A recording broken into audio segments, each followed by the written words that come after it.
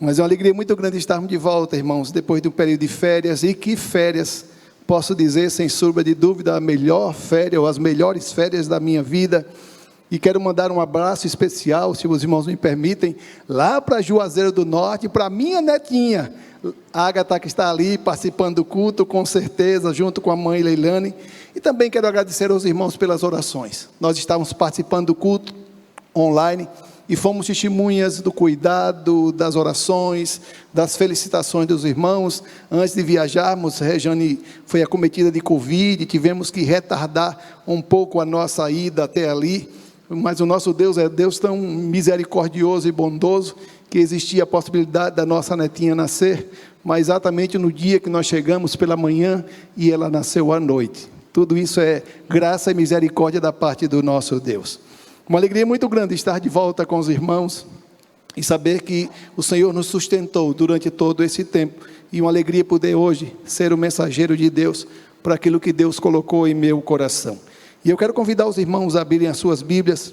Você que está em casa, o texto vai ser projetado, mas pastor Vitor, certa vez, ouvi ele falando que é muito bonito, muito gostoso ouvir as páginas da Bíblia sendo manuseadas, folheadas. Hoje a gente liga o celular, que também serve, mas é tão bom quando a gente pode manusear. Eu sou do tempo em que a Bíblia vinha acompanhada do cantor cristão, os irmãos acompanhados da harpa cristã. Então eu sou desse tempo, viu? Em que a gente trazia a Bíblia no fecheclé, e ali continha a Bíblia, Velho e Novo Testamento, e o cantor cristão, porque não tínhamos projeção, nem pensávamos nada disso, e ali nós podíamos entoar, cada um na sua voz, aquilo que era o louvor daquele momento. O texto que vai nortear a nossa caminhada nessa noite é um texto bem conhecido, João capítulo 21, do verso 1 ao verso 7, e antes de lermos o texto, eu queria destacar dentro daquilo que Deus colocou em meu coração, como desafio primeiro para a minha vida, como desafio de despertamento. Muitas vezes nós vivemos uma vida que nos leva à acomodação, à mesmice, marcado pela mesmice. Está tudo bem, nada muda, e muitas vezes isso tem marcado a caminhada cristã, quando muitas vezes nós somos levados a desafios, a conquistas, a propósitos. Muitas vezes vivemos como os discípulos no mar da Galileia. Jesus está dormindo, não acorda o mestre, deixa ele dormir, nós já sabemos o que estamos fazendo, vamos continuar conduzindo o barco, como aprendemos com os nossos pais, e ao primeiro sinal de tempestade, o primeiro risco de um barco vir a naufragar, eles logo incomodam o mestre, chamam mestre. Essa palavra que aí está é uma palavra composta, mono, único, e tono ou tonia, tonos, cor, uma única cor, uma vida marcada pela mesmice. Não sei quantos daqui, não vou colocá-los em situação de vexame, mas eu sou do tempo da televisão preto e branco. Eu sou do século passado, em que colocávamos muitas vezes uma tela multicores, e ali a gente dizia, a minha televisão é colorida. E quanto foi desafiador para nós, quando a nossa prima vizinha comprou uma televisão colorida, isso em 1970, e ali nós fomos até a casa dela para assistir a Copa colorida, e foi uma experiência maravilhosa, que conseguimos identificar a cor dos uniformes, porque para então era preto e branco, e era uma mesmice, e muitas vezes confundíamos até os jogadores de um time e de outro. Mas muitas vezes a gente tem escolhido viver a vida assim, sem graça, sem desafios, sem objetivos, ir e voltar à igreja, sem realmente refletir, qual o meu papel diante de tudo isso? Porque um dia você foi escolhido por Deus, você que está em casa, qual foi o propósito com que Deus se agraciou de mim? Qual foi o propósito com que Deus me escolheu? E eu olho para trás e começo a perceber quanto fervor nos primeiros dias, Assim que eu conheço a Jesus, sou logo desafiado a identificar pessoas que precisam conhecer de Jesus. Olha, eu preciso falar de Jesus, eu preciso anunciar esse Jesus que eu conheci para outras pessoas, mas a vida passa e a mesmice, a monotonia, e logo, logo lá estou eu, vivendo um evangelho marcado pela, com todo respeito, pela mediocridade, em que não sou desafiado a crescer, a buscar. Claro que já é muito bom estarmos aqui na casa do Senhor, mas eu preciso dizer isso a mim e a você: isso não é tudo o que Deus quer e tem para nós. Deus quer que vivamos fora desse ambiente de igreja, porque ser cristão ali no Monte da Transfiguração é muito fácil. Ali está Jesus, Elias, Moisés, Pedro, Tiago e João. E Pedro diz: olha, Jesus, não vamos descer não, aqui está tão gostoso, um clima tão agradável, vamos perpetuar a nossa permanência aqui. Mas somos desafiados a descer do monte e a enfrentar vidas, pessoas, um mundo que carece de pessoas como eu e você, que um dia fomos lavados e restaurados pelo sangue de Cristo. A cada dia a gente surpreende com as igrejas ou com os movimentos, com as seitas, e cada vez mais são tão incisivas, e pessoas estão sendo levadas a rodo, porque nós nos calamos, porque nós nos omitimos, não de falar, mas de viver, de anunciar através das nossas vidas esse evangelho. E muitas vezes nós estamos acomodados a uma mesmice. Está tudo bem, tudo bem.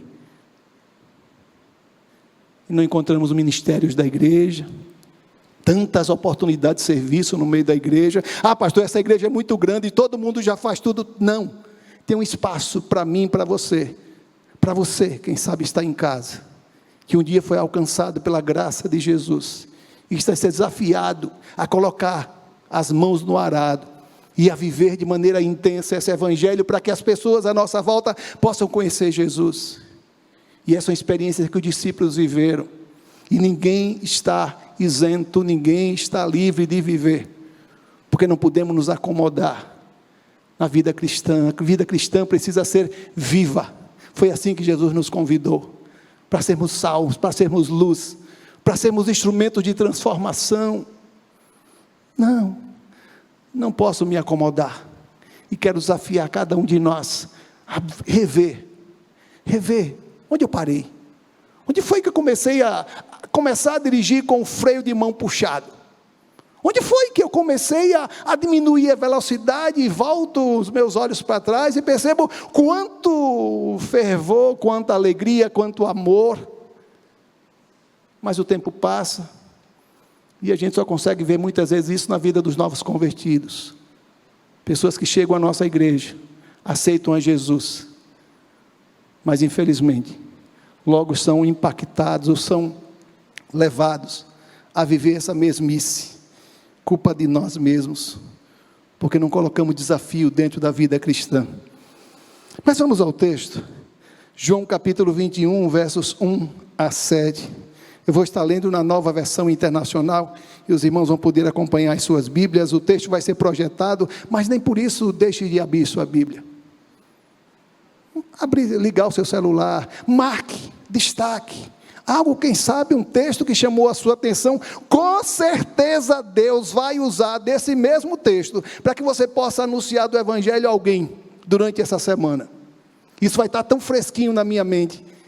O pastor pregou sobre João 21, é ali que eu vou pregar o Evangelho, é ali que eu vou falar do amor de Jesus, através desse Evangelho que me convida a ser transformado, como Paulo diz em Romanos capítulo 8, no Evangelho marcado pela mesmice, mas é renovai-vos. João capítulo 21, do verso 7, verso 1 ao verso 7, diz assim a palavra do Senhor: depois disso, Jesus apareceu novamente aos seus discípulos à margem do mar de Tiberíades, e foi assim. Estavam juntos Simão Pedro, Tomé, chamado Dídimo ou Gêmeo, Natanael de Caná da Galileia, os 2 filhos de Zebedeu, Tiago e João, e os 2 outros discípulos, provavelmente André e Filipe. Vou pescar, disse-lhe Simão Pedro, E eles disseram: nós vamos com você. Eles foram, entraram no barco, mas naquela noite não pegaram nada. Ao amanhecer, Jesus estava na praia, mas os discípulos não o reconheceram. Ele lhes perguntou: filhos, vocês têm alguma coisa para comer? Não, responderam eles. E ele disse: lancem a rede do lado direito do barco, e vocês encontrarão. Eles lançaram e não conseguiam recolher a rede, tal era a quantidade de peixe. O discípulo a quem Jesus amava, João, disse a Pedro: é o Senhor. Simão Pedro, ouvindo dizer isso, vestiu-se a capa, pois o havia tirado, e lançou-se ao mar. Lançou-se ao mar. E aí está o texto. A gente começa a confabular e imaginar como estavam os discípulos naquele momento. Depois de 3 anos convivendo com Jesus, vendo o testemunho dos seus milagres, dos seus ensinos, dos desafios que foram lançados sobre eles, de que eles seriam a continuação desse evangelho, de poder ouvir de que tudo isso ia ser continuado, e que o evangelho não ia estacionar ou estancar ali na morte de Jesus. Mas eu começo a olhar. O texto não fala exatamente quanto tempo, desde a última aparição de Jesus, até esse momento que se deu a aparição de Jesus ali no mar de Tiberíades. Você começa a olhar para a minha vida. O que tem me levado a desistir, a me acomodar? É o intervalo entre uma provação e outra, entre um desafio a outro, e muitas vezes quando somos levados a experimentar a provação, nós começamos a frequentar os cultos de oração, e assim buscamos e fazemos voto ao Senhor, e assumimos o compromisso que a partir daquele momento, e o problema é resolvido, e lá fomos nós. E nós somos tentados muitas vezes a viver um evangelho, ou um cristianismo, ou uma relação com Deus, como judeus, uma montanha russa, intimidade com Deus, mesmice, acomodação, esquecimento, abandono, apostasia. Nos tornamos peças frágeis para Satanás, e logo somos invadidos pelos povos inimigos, e nos tornamos reféns. E aquele povo se levantava, pedia perdão a Deus, Deus levantava um profeta, um juiz, que ali intercedia em favor do povo, e ele logo voltava a estar em comunhão com Deus, mas o tempo não demorava, e logo estavam entrando na apostasia, na mesmice. Muitas vezes nós somos tentados a viver um evangelho assim, um evangelho inconstante, um evangelho marcado pelas provas, pelos desafios que muitas vezes enfrentamos. E sabe o que é que muitas vezes Deus permite? Que estejamos enfrentando sempre dificuldades, porque muitas vezes só através das dificuldades é que buscamos uma intimidade com Ele. Infelizmente, digo isso comigo mesmo. Só no momento da dificuldade, das adversidades, que eu busco uma relação com Deus, e aí eu leio a Bíblia, eu oro, eu busco estar mais na casa do Senhor, mas logo a minha vida é marcada pela solução do problema, lá estou eu, tendo a vida marcada pela mesmice. E quando eu olho para a experiência de Pedro, dos discípulos, sou levado, ser desafiado a olhar o risco, o perigo, a gravidade da monotonia na caminhada cristã. E a primeira lição que eu posso encontrar de maneira danosa com relação à vida marcada pela monotonia, é que a vida marcada pela monotonia terá sempre como consequência a falta de crescimento. Tem um hino que nós cantamos, e eu gosto muito daquele cântico, há muito tempo que a gente canta, rompendo em fé, e a primeira frase é assim: cada vez que a minha fé é provada, tu me dás a chance de crescer um pouco mais. Mas quando a fé não é provada, só é provada e eu cresço. E muitas vezes nós queremos viver essa experiência danosa, falta de crescimento. É isso que tem marcado muitas vezes as nossas vidas. Não buscamos aquilo que agrada a Deus. Não buscamos aquilo para o qual nós fomos escolhidos, para a missão para a qual nós fomos escolhidos. É interessante que o texto que lemos no verso 3, assim: vou pescar, disse-lhe Simão Pedro, e eles disseram: nós vamos com você. Eles foram entrar no barco, mas naquela noite não pegaram nada. E a primeira frase, na verdade, as duas primeiras palavras, para mim falam muito. Vou pescar. Qual que você tem? Qual ocupação que eu, você que está em casa, temos escolhido, que tem ocupado, tomado o nosso tempo? Eu sei que as redes sociais hoje, muitas vezes, tomam todo o nosso tempo. Nós queríamos ter um dia com 50 horas, para que a gente pudesse atender às nossas demandas. Mas muitas vezes nos ocupamos, nos atarefamos com assuntos banais, com assuntos que não importam, com assuntos que muitas vezes estão nos afastando dos caminhos do Senhor. Situações que muitas vezes temos escolhido como passatempo, como uma ocupação momentânea, mas logo aquilo começa a tomar corpo, e eu já não me vejo mais longe daquilo que anteriormente era algo passageiro, e começa a tomar corpo, e começa a ocupar meu tempo, e o tempo é insuficiente para atender a todas as demandas, e muito menos numa relação com Deus. Vivemos hoje em muitas igrejas o problema da inanição espiritual. Crentes que pararam de crescer pela ausência de desafios e pela falta de alimento espiritual. Não sei qual a sua situação, não sei qual o meu caso, a minha condição. Se sou eu que tenho escolhido essa vida, ou muitas vezes temos sido levado a viver assim, em função das escolhas, das decisões, daquilo que muitas vezes tem norteado a nossa caminhada cristã. Precisamos ter muito cuidado, porque a cada dia nós somos levados, engodados, enganados, pensando que aquilo, aquela situação, ou aquela pessoa, ou aquele fato, vai, quem sabe, nos dar solução para as nossas vidas, e a cada dia a gente vai vivendo uma vida fugaz. Se aquilo anteriormente era novidade, começa a ser mesmice, começa a ser marcado pela rotina, e quando menos esperamos, estamos nós lá.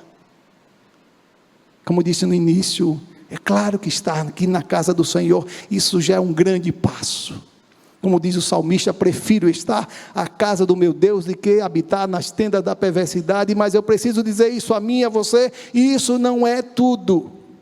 Deus quer muito mais de nós.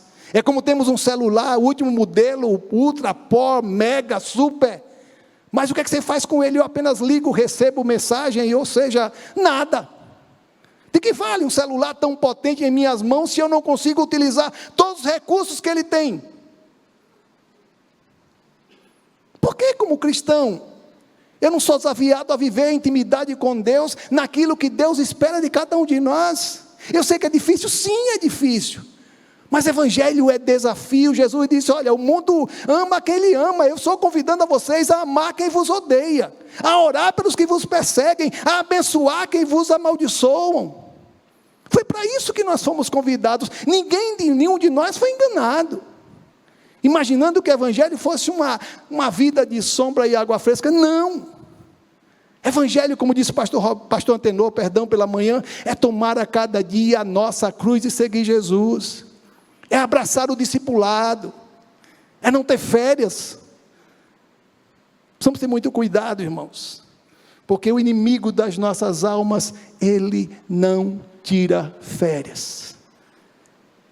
A Bíblia diz que ele anda como um leão ao nosso derredor, buscando a quem possa tragar. Igreja, pastor, nós precisamos viver um evangelho que atenda, pelo menos em parte, a expectativa de Deus a nosso respeito. Claro que Deus tem muito mais para nos dar, mas muitas vezes não experimentamos de maneira plena aquilo que Deus tem para cada um de nós. 1 Coríntios capítulo 3, verso 1, algo que Paulo escreve à igreja de Corinto, e eu fico triste, eu fico com vergonha dos irmãos ali em Corinto, e eu fiquei me perguntando, será que Paulo poderia escrever isso para mim?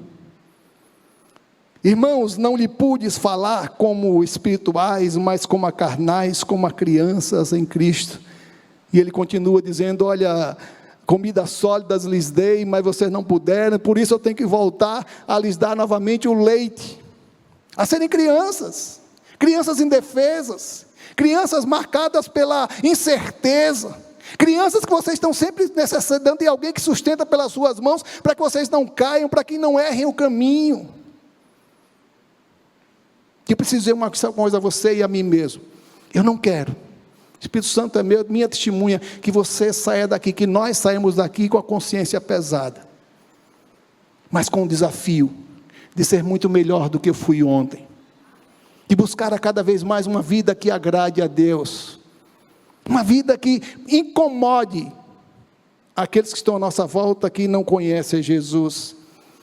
O escritor aos Hebreus, no capítulo 5, no verso 12, ele diz assim: de fato, embora a esta altura já devesseis ser mestres, vocês precisam de alguém que lhes ensine novamente os princípios elementares da palavra de Deus. Estão precisando de leite e não de alimento sólido. Não sei qual tem sido o seu alimento. Não sei de que você tem se alimentado. No Evangelho, com comida sólida, consistente, madura, de alguém que já experimenta de maneira plena a intimidade com Deus, ou alguém que está sempre buscando um culto, quem sabe marcado pelas bênçãos. Eu quero um Deus que me abençoe, afinal de contas o meu Deus é dono do ouro e da prata, e a gente busca um evangelho que agrade aos nossos interesses. Esquecemos de viver aquilo que agrada o coração de Deus. Encontrei a citação da Little Coleman. Little Coleman é escritora de um best-seller, Mananciais no Deserto, e ele fala exatamente do propósito das provações em nossas vidas. Uma vida marcada sem provação é uma vida marcada sem desafios, sem conquista, sem crescimento. E a Little escreve no Mananciais no Deserto, diz assim: a provação vem, não só para testar o nosso valor, mas para aumentá-lo.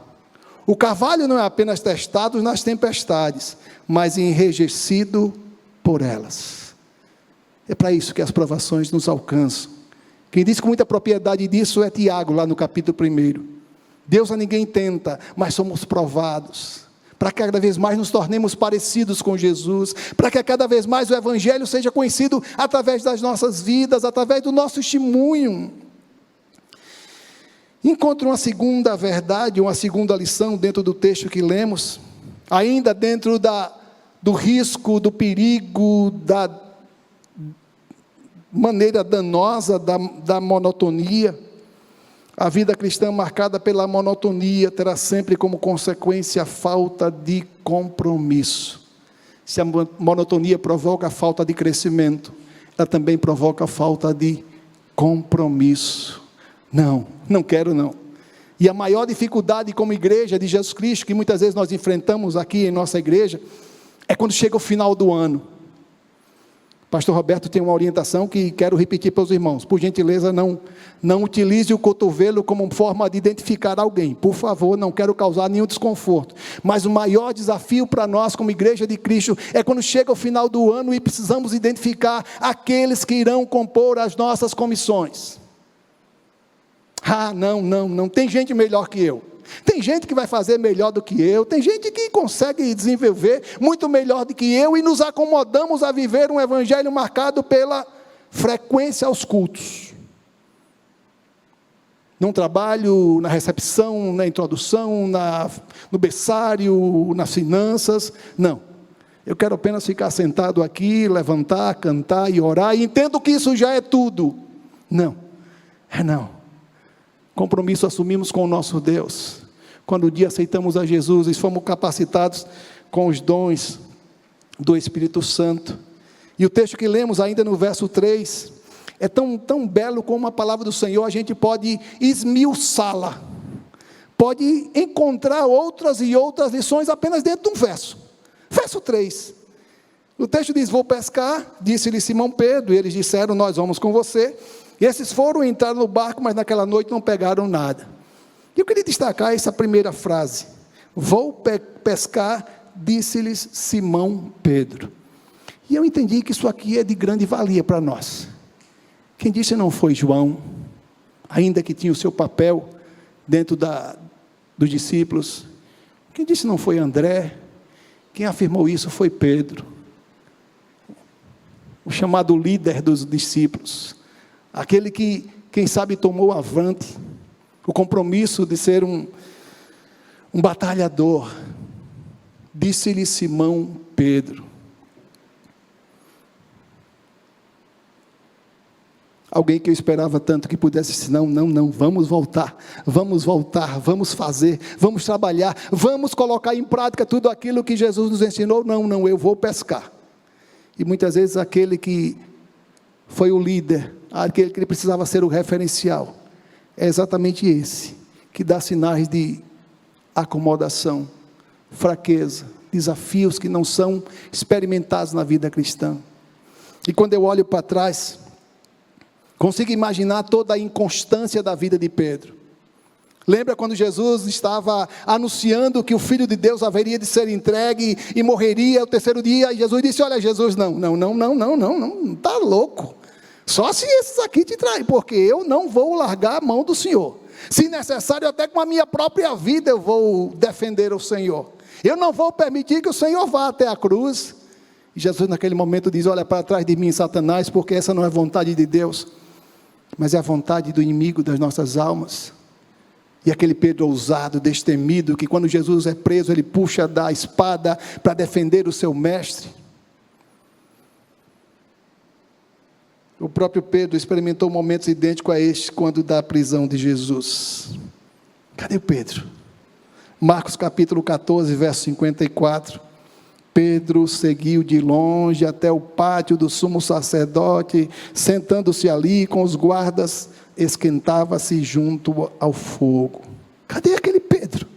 Cadê aquele homem? Cadê aquele irmão? Cadê aquela irmã quando aceitou Jesus? Cadê você? Que não perdia um culto.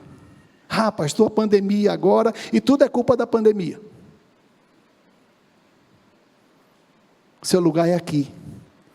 Se você tem algum impedimento, nós entendemos perfeitamente. Se você está enfermo, se você está longe da cidade, nós entendemos perfeitamente, mas você em sã saúde, seu lugar está aqui conosco, celebrando o nome do Evangelho. O seu lugar é estar conosco aqui, porque foi aqui que você aprendeu de Jesus, foi aqui que você cresceu, e é aqui que o Senhor quer e deseja usar a sua vida, meu irmão, minha irmã. Cadê o Pedro? Pedro seguiu de longe. Pedro seguiu de longe, não quero ser conhecido, não quero ser identificado, e nós conhecemos exatamente as três condições em que esse homem se apresenta. Aquela serva, a serviçal, você, não está louca. O soldado, olha ele, não, está maluco, nem sei. Não, está louco, não sei nem quem é esse tal de Nazareno. Mas até então, algumas páginas da Bíblia atrás, eu estava assumindo o compromisso de ser defensor de Jesus, de anunciador do Evangelho, de um baluarte, de uma atalaia, anunciar esse Evangelho de maneira intensa, com a minha própria vida, se possível fosse. É interessante como Jesus, lá em João capítulo 15, ele exemplifica a consequência na vida do discípulo que não cumpre o propósito para o qual foi escolhido. Nós queremos gozar, desfrutar das bênçãos do Senhor, mas muitas vezes não queremos dar frutos, não queremos frutificar, não queremos, como consequência dessa relação com Deus, com Jesus, a videira, produzirmos frutos. E é Jesus lá em João capítulo 15, verso 2, a parte A, diz assim, todo ramo que estando em mim, não dá fruto, ele corta. Ele corta. Precisamos ter muito cuidado, irmãos, com o Evangelho que muitas vezes nós temos escolhido viver. Muito cuidado. Porque não é assim que Deus quer e deseja usar as nossas vidas. Deus não está satisfeito com aquilo que eu tenho escolhido viver. Eu sei que um texto vai ser repetido, mas eu queria que você passasse o texto de Marcos capítulo 14. Alguns cristãos têm escolhido viver a síndrome da igreja em Éfeso. Sabe o que é a síndrome da igreja em Éfeso? As 7 igrejas do Apocalipse. Sabe o que é que o anjo da igreja, o João escreve ao anjo da igreja ali em Éfeso? Contra você, porém, tenho isto, você abandonou o seu primeiro amor. Doloroso, não é? É difícil a gente poder ouvir isso da parte do Senhor. Onde está o seu primeiro amor? Onde estão as juras de amor que eu fiz para com Jesus, para com o Evangelho? As juras de amor que eu fiz quando um dia entreguei chorando aqui diante do Senhor a minha vida, prometendo fidelidade a Ele. E o apóstolo João diz: olha, cadê o seu primeiro amor? Cadê as suas juras de amor? Cadê todo aquele fervor com que você abraçou o Evangelho? O tempo passou, e o amor se fez, o amor se desfez. Encontro uma terceira lição dentro do texto que lemos: uma vida marcada pela monotonia terá como consequência uma vida envolta em frustrações, porque você está lutando sozinho.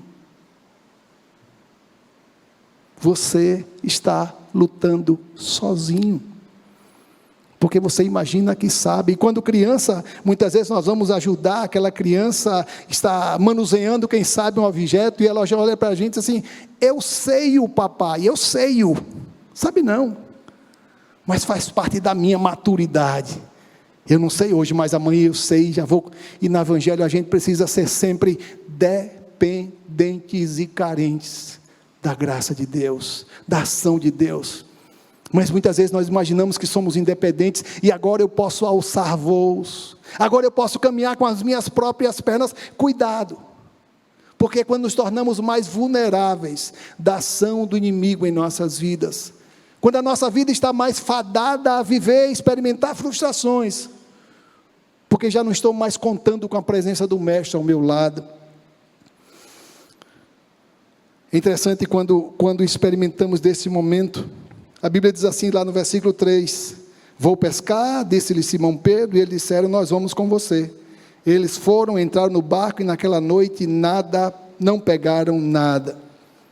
E o texto que fica para nós como referência: eles foram, entraram no barco, mas naquela noite não pegaram nada. Apesar de toda a experiência, apesar de toda a vivência no Evangelho, e no caso dos discípulos, apesar de toda a vivência no mar, de toda a experiência adquirida com seus pais, aquele dia não era um dia para pescaria. Como dizia, o mar não está para peixe. Quando eu olho para aqueles homens, imagino quanta vontade existir.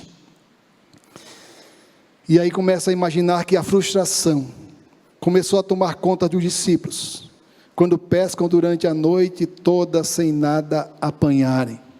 Eu sei que aqui em nossa igreja, não sei se ainda temos um grupo de pescadores chamado Pesca Nada. Pesca Nada, né? As esposas fazem as iscas, preparam tudo, os refrigerantes, eles voltam e as iscas se foram, o refrigerante se foi, e voltam para casa de mão vazia, só com a vara e a isca, o peixe já se alimentou. Foi assim a vida desses homens. Mas naquela noite não pegaram nada. Até onde você vai insistir? Até onde eu vou insistir? Entender que eu posso, que eu sou capaz, que eu consigo. Olha, eu consigo, eu já fiz isso outras vezes. Cuidado.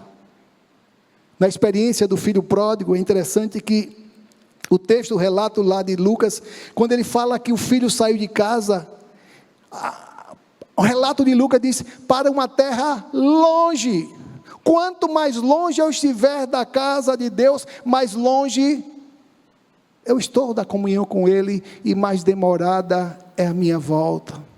Porque está envolvido, engajado com tantos compromissos lá fora, e quando eu me imagino, o tempo já foi tomado, compromissos foram adquiridos ou foram assumidos. Quanto mais longe eu estiver da casa de Deus, mais demorada vai ser a minha volta, que eu preciso cortar os laços, os compromissos assumidos anteriormente, os compromissos assumidos quando estavam longe da presença do Senhor. As experiências que eles haviam vivido há 3 anos atrás, tornava a se repetir. E eu imagino que começou a passar um filme na cabeça dos discípulos. Nós já experimentamos isso. Lembram disso? Quando Jesus estava com a gente. quando já estavam lavando as redes, quando já não existia mais nenhuma esperança de mudar da situação. Lá em Lucas capítulo 5, é exatamente isso que eles dizem ao mestre: mestre, esforçamo-nos a noite inteira e não pegamos nada. E muitas vezes temos experimentado disso, frustrações, porque insisto em buscar aquilo que agrada o meu coração, as minhas prioridades, as minhas necessidades, e esqueço de viver uma vida que agrada o coração de Deus. Quanto tempo mais será necessário para voltarmos a viver uma vida total dependência do Senhor? O que mais que o Senhor precisa fazer na minha vida, para que eu não só reconheça, mas que eu experimente, que eu busque, que eu volte a servir, que eu volte a ser instrumento dEle? É tão bom quando a gente pode encontrar o apóstolo Paulo, lá em Filipenses capítulo 4, verso 11, quando ele nos convida a viver em toda e qualquer circunstância. Capítulo 4, verso 11, ele diz assim: olha, aprendi a estar assim, aprendi a estar assado, a passar fome, a passar necessidade e a ter fartura, aprendi a estar solto, a estar preso. E aí no capítulo 4, no verso 11, ele diz assim: digo isto não por causa da pobreza, porque aprendi a viver contente em toda e qualquer situação. Precisamos viver, irmãos, uma vida que agrade o coração de Deus. Não podemos perder tempo. Não temos todo o tempo do mundo, não sabemos o dia de amanhã.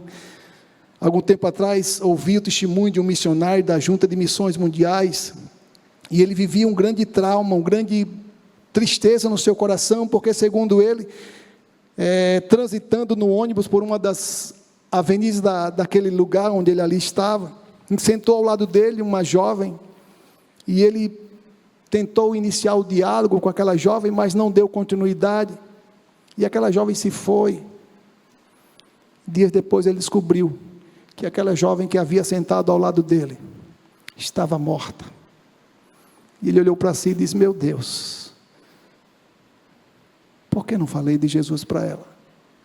Por que não falei de Jesus, tão simples, tão fácil, algo que eu experimentei, algo que eu conheci, algo que eu vivenciei? Por que não falar do amor de Jesus? Por que não viver esse evangelho lá fora?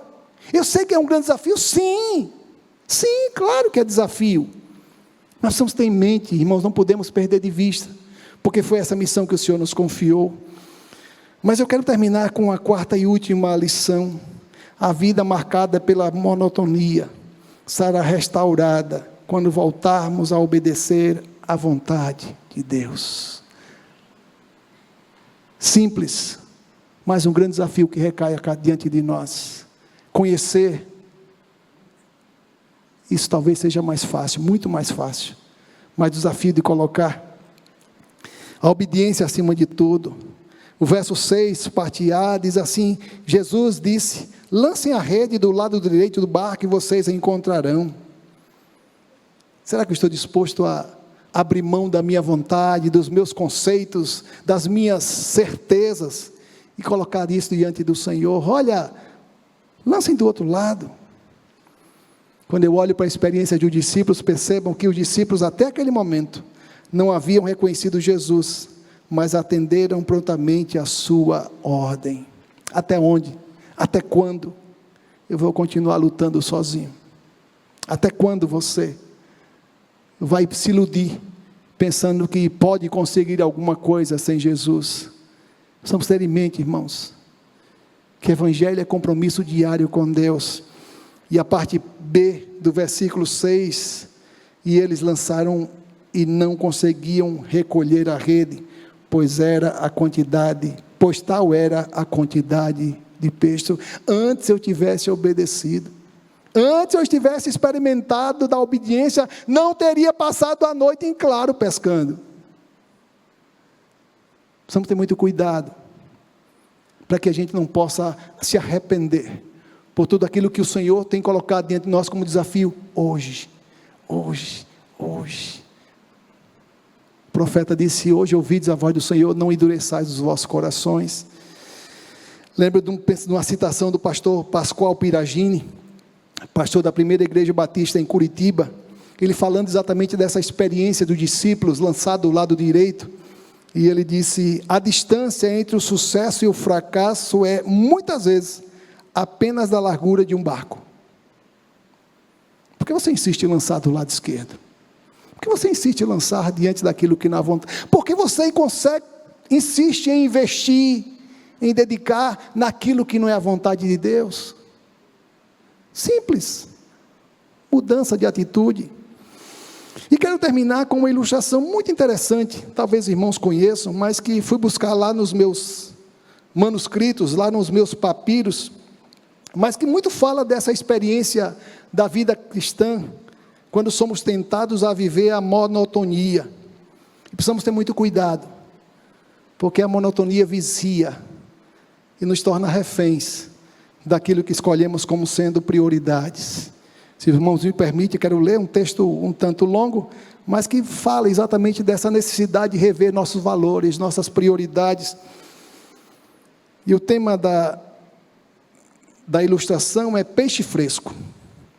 E diz assim: os japoneses sempre adoram peixe fresco, porém as águas perto do Japão não produzem muitos peixes há décadas. Assim, para alimentar a sua população, os japoneses aumentaram o tamanho dos navios pesqueiros e começaram a pescar mais longe do que nunca. Quanto mais longe os pescadores iam, mais tempo levava para o peixe chegar. Se a viagem de volta levasse mais de alguns dias, o peixe já não era mais fresco. Os japoneses não gostavam do peixe, do gosto daqueles peixes. Para resolver este problema, as empresas de pescas instalaram congeladores em seus barcos. Eles pescavam e congelavam os peixes em alto mar. Os congeladores permitiram que os pesqueiros fossem mais longe e ficassem em alto mar por muito mais tempo. Os japoneses conseguiram notar a diferença entre o peixe fresco e o peixe congelado, e é claro, eles não gostaram do peixe congelado. Entretanto, o peixe congelado tornou os preços mais baixos. Então as empresas de pescas instalaram tanques de peixes nos navios pesqueiros, enormes aquários. Eles podiam pescar e enfiar os peixes nos tanques como sardinhas. Depois de certo tempo, pela falta de espaço, eles paravam de debater-se e, por não se mover mais, chegavam vivos, porém cansados e abatidos. Infelizmente, os japoneses ainda podiam notar a diferença do gosto. Por não se mexerem por dias, os peixes perdiam o gosto e o frescor. Os japoneses preferiam o gosto dos peixes frescos e não o gosto do peixe apático. Como os japoneses resolveram esse problema? Como eles conseguiram trazer ao Japão peixes com gosto de puro frescor? Para esse problema, inclusive no caso dos peixes dos japoneses, a situação é bem simples. Para conservar o gosto dos peixes frescos, as empresas de pesca japonesas ainda colocam os peixes dentro dos tanques nos barcos. Mas eles adicionaram um pequeno tubarão em cada tanque. O tubarão come alguns peixes, mas a maioria dos peixes chega muito vivo e fresco no desembarque. Quem sabe na minha vida, na sua vida, o Senhor não precisa colocar um pequeno tubarão, para que a gente esteja sempre em movimento, buscando cada vez mais conhecer a vontade dEle. Que Deus nos abençoe, que Deus nos abençoe.